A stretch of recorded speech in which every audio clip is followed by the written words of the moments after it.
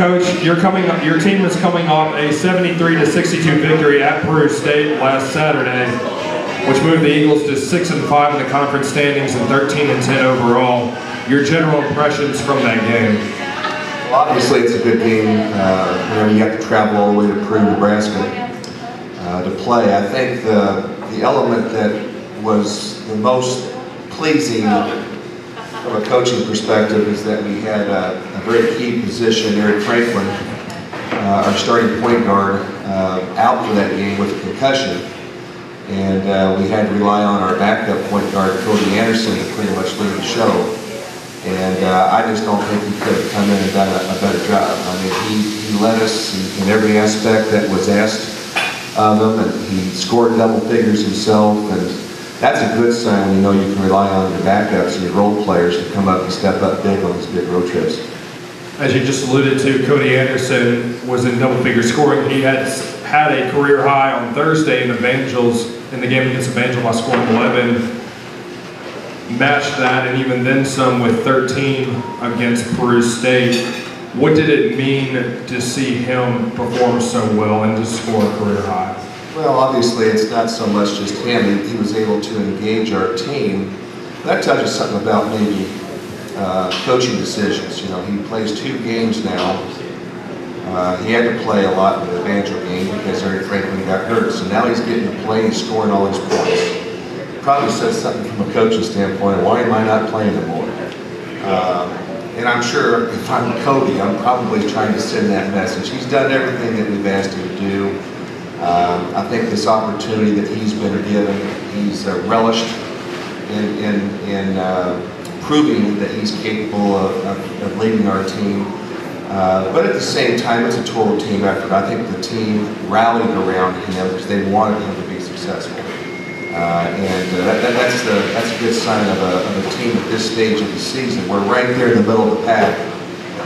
We have to fight for everything that we can get right now. We have to have the full support of our entire team. Right now, we're like many teams. We have a lot of guys that are really struggling with injuries right now. We have to find other players to step up and fill those gaps. On Saturday, you had 3 players in double figures scoring, led by Elliott Black's double-double, 19 points and 13 rebounds. Did you think going into the game that he would be able to have such a dominant presence against the Bobcats? Well, he's had that type of presence with everybody this year, so you know, it wasn't surprising. Not really, wasn't expected. You hope for it, but it's doubtful because Peru State's strength would be their size. They're the biggest team in the conference. They lead the nation in shot blocks. They're one of the top rebounding teams in the conference. So the last thing that you would expect is that we would have one of our smaller forwards have that type of a game against a team like Peru. And we needed it. Elliott stepped up big time for us, and he's been probably our most consistent player all year. And I'm very excited for his success that he's been able to engage in his senior year. And he's been a terrific leader for us. And the thing is now, you know, you raise the bar a little bit. You know, maybe we're going to be expecting those type of performances a lot more out of him the rest of the way. And in all honesty, we really need to. And that's good for Elliott. It's good for our team. After a couple games of low-figure scoring, Melvin really seemed to get back on track on Saturday, posting 15 points. What did his shooting mean for your squad, and how did it open up the court?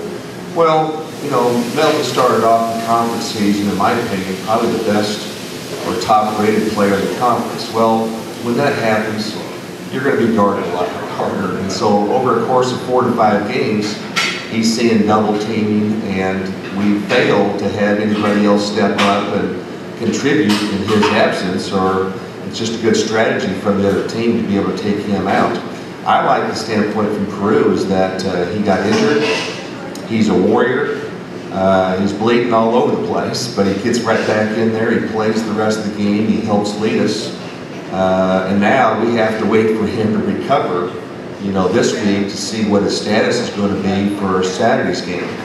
But Melvin has proved to be one of the top players in the conference. He hasn't had the consistency as we would like. It's very tough to have that when you're basically meeting your opponents, and one of the things that they feel that they can do is take him out of the game for them to have success. And we just have to make sure we find a couple more guards that's able to fill in during that gap. On Saturday, you'll welcome in Mid-America Nazarene to Puckett Fieldhouse, who will most likely be a top 15 team when the rankings come out later today. It's your second go-around with the Pioneers. They entered Saturday's game as one of the top shooting teams, actually as the top shooting team in the country, #1 in NAI Division I in assists. In the Eagles' last game at Mid-America Nazarene, the Pioneers shot over 54% from the field.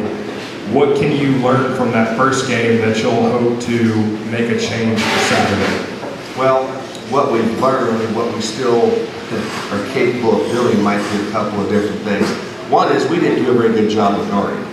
And Mid-America, in my opinion, is the most difficult team to prepare for from the standpoint that they run the floor extremely well. And if you don't get back on defense, you're giving up easy baskets. The part that disappointed us the first time we played is we did a good job of getting back on defense. We just didn't do a very good job of guarding during their half-court sets. Now, they're much, much bigger than we are. They're playing a different lineup. They take up a lot of space on defense. I thought we rushed our shots. Right now, they're the best team in the conference. There's no question about it. And again, as you mentioned, they should be around the 15 mark in the rankings as it comes out later today. But it's the standpoint that I think a lot of it's mental. You automatically start thinking that, well, here they go again. There's a big run that they're starting. We're expecting a good crowd here Saturday. We think that that's going to help, obviously, both our squads playing, the extra energy that we'll get from that crowd. But at the same time, it's our way of telling ourselves, if we're going to challenge, we've got to start stepping up and getting it done right now, and do it against the best team in the league. Our guys aren't afraid of them. It's just that, again, they've had so much success with the other teams in the conference that they put themselves in a pretty good spot right now. And so it's just going to be up to us being able to play the way we need to play. What do you think is most important in order to neutralize the Pioneers on Saturday? Is it rebounding, shooting? What are kind of the #1 key in order to pull off a victory? Well, I think anytime you shoot well, you have a chance of success. We didn't shoot very well, but then again, I think part of not shooting well is not executing your offense. They do a great job of taking teams out of their offense. So we have to find a way that we can, execute what we believe in. The other thing is, again, we have to get back, keep them off the boards. But if we don't guard, this is the most explosive team in the conference that they'll, it doesn't matter if we're playing at home or away, that's a team that can go off for 90, 100 points. So we are going to have to be very deliberate, very disciplined in what we need to do. At the same time, just play simple, fundamental basketball, and it sounds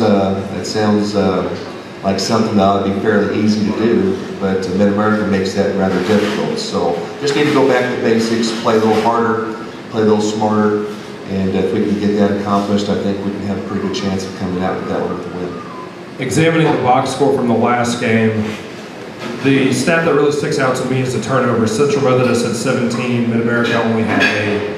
What do you think you can do from a defensive standpoint in order to hopefully reverse those numbers in favor of your team? Well, the one thing, if you looked at our stats the last 5 games, we've actually averaged under 10 turnovers the last 5 games. We're not a team that turns the ball over much. So the big question is, why aren't we winning all our games?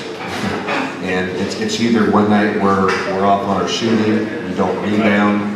And against Mid-America, they're the same way. They lead the nation in turnover assist ratio. So they just don't turn the ball over a lot. And so really it's not so much us trying to force them into a lot of turnovers. It's just us trying to make sure that we're not turning the ball over ourselves and giving ourselves more opportunities to score. But we do have to force more than 8. I mean, that was just ridiculous. And again, we didn't guard at their place. So if we can get out and guard and get out after them, work harder. You have to work harder if you're going to beat them. We didn't work harder than they did last time. That's what's going to contribute to more turnovers, and that's what's going to give us more scoring opportunities.